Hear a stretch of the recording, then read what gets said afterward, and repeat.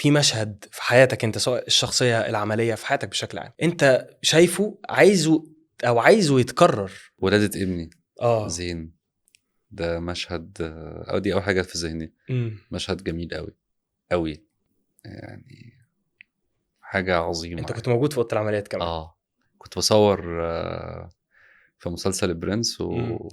وشكرا استاذ محمد سامي ان هو يعني قال لي لا خلاص هات الجاكيت بتاعك، هناخد المشهد من اه. بحد تاني من ظهرك، روح روح لمراتك. امم. ف لا اليوم حسيت ده بايه لحظه ولاده زين؟ في مشاعر مش بتتوصف بالكلام، امم.